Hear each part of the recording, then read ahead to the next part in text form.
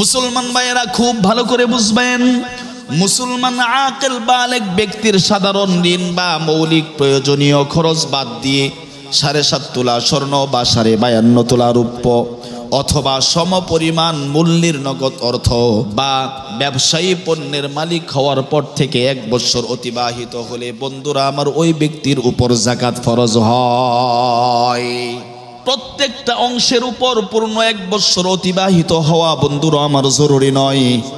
নেশাব পরিমাণ মাল বছরের শুরু এবং শেষে যদি থাকে, মাঝখানে যদি কিছু কম বেশি হয়, মাঝখানে যে অর্থটা সেই নেশাবের সাথে যুক্ত হবে বন্ধুরা আমার, ওই মালের উপরও কিন্তু যাকাত দিতে হবে। যাকাত যোগ্য সম্পদ যে পরিমাণ থাকলে যাকাত ফরজ হয়, শরঈ পরিভাষায় ওই অংশটাকে নেশাব বলা হয়। খুব ভালো করে বুঝবেন বন্ধুরা আমার, দীর্ঘ কোনো আলোচনা করার যেহেতু সুযোগ নেই, সংক্ষেপে বলতে চাই, যাকাত আমাদের জীবনে অবশ্যই দিতে হবে। যাকাত যদি কোনো ব্যক্তি না দেয়, আল্লাহ পাক ওই ব্যক্তিকে কঠিনভাবে কিয়ামতের দিন পাকড়াও করবেন। রব্বুল আলামিন কুরআনুল কারীমের ভিতরে সূরাতুত তাওবার 34 থেকে 35 নং আয়াত পর্যন্ত সুন্দরভাবে যাকাত আদায় না করা ব্যক্তিদের সম্পর্কে কঠিন শাস্তি সম্পর্কে রব্বুল আলামিন বলেছেন, ওয়াল্লাযীনা ইয়াকনিজুনাদ যাহাবা ওয়াল ফিদ্দাতা ওয়া লা ইউনফিকুনাহা ফী সাবিলিল্লাহ ফাবাশশিরহুম বিআযাবিন আলীম ইয়াওমা ইউহমা আলাইহা ফি নারি জাহান্নামা ফাতুকওয়া বিহা জিবাহুহুম ওয়া জুনুবুহুম ওয়া যুহুরুহুম হাযা মা কানাজতুম লিআনফুসিকুম ফাযুকু মা কুনতুম তাকনিজুন। বন্ধুরা আমার, সূরাতুত তাওবার 3 নম্বর আয়াতেও আল্লাহ পাক সুন্দর করে বলেছেন, খুয মিন আমওয়ালিহিম সাদাকাতান তুতাহহিরুহুম ওয়া তুযাক্কিহিম বিহা ওয়া সাল্লি আলাইহিম ইন্না সালাতাকা সাকানুল লাহুম। তেমনি ভাবে রব্বুল আলামিন সূরা বাকারার 2 থেকে 3 নম্বর আয়াত পর্যন্ত রব্বুল আলামিন বলেন, আল্লাযীনা ইউমিনুনা বিল গায়বি ওয়া ইউকিমুনাস সালাতা ওয়া মিম্মা রাযাকনাহুম ইউনফিকুন।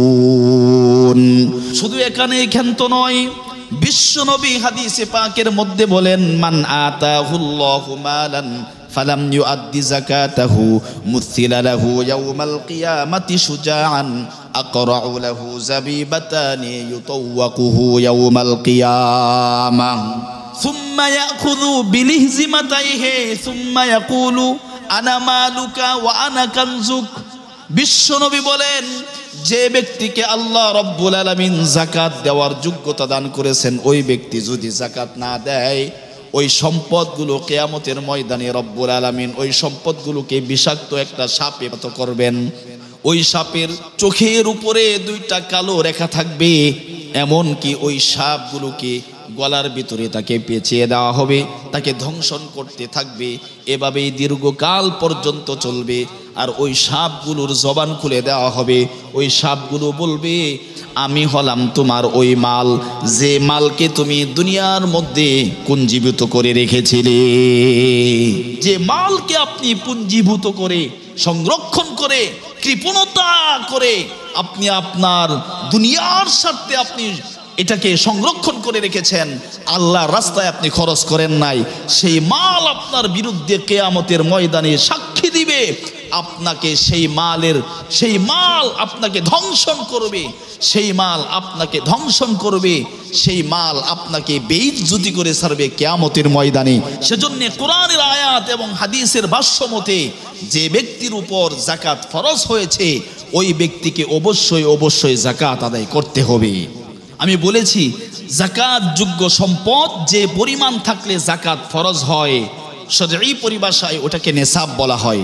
অর্থাৎ 7.5 তোলা স্বর্ণ, 52.5 তোলা রৌপ্য, অর্থাৎ তুলা বাদ দিয়ে আপনি হিসাব করেন, ভরি হিসাব করতে পারেন। 7.5 ভরি স্বর্ণ, 52.5 ভরি রৌপ্য, এর বিক্রয় মূল্য ধর্তব্য। আমি কয়েকদিন আগে জিজ্ঞেস করেছিলাম, ময়মনসিংহের এক আপনার স্বর্ণ ব্যবসায়ীকে জিজ্ঞেস করেছিলাম, সে আমাকে উত্তর দিয়েছিলেন যে সবচেয়ে ভালো কোয়ালিটির যদি রূপা হয় তাহলে সেটা আমরা 1000 থেকে 1200 টাকা ভরি হিসাবে ক্রয় করি। তো হুজুর আপনি ধরতে পারেন স্বাভাবিকভাবে 1200 টাকা ভরি। তো 1200 টাকা ভরি যদি আপনি ধরেন তাহলে 1200 ইন্টু 52.5 যদি আপনি ইন্টু দেন, গুণ দেন, তাহলে আসে সর্বোচ্চ 62,000 টাকা আসবে। 62,000 টাকা। তো 62,000 টাকা যদি 62,000 টাকা পরিমাণ অর্থর সম্পদ যদি কারো কাছে 1 বৎসর অতিবাহিত হয়েছে, এটা ধরতে হয় নাই, 1 বৎসর এটার উপর অতিবাহিত হয়েছে, এই পরিমাণ অর্থ যদি কারো কাছে থাকে তাহলে ওই ব্যক্তির উপরে যাকাত ফরজ হয়। এই দৃষ্টিকোণ থেকে যদি আমরা চিন্তা করি তাহলে দেখা যায় যাকাত দেওয়ার মানুষই বেশি, যাকাত গ্রহণ করার মানুষই একেবারেই কম সমাজে। কথা ঠিক বললাম না? ঠিক বললাম।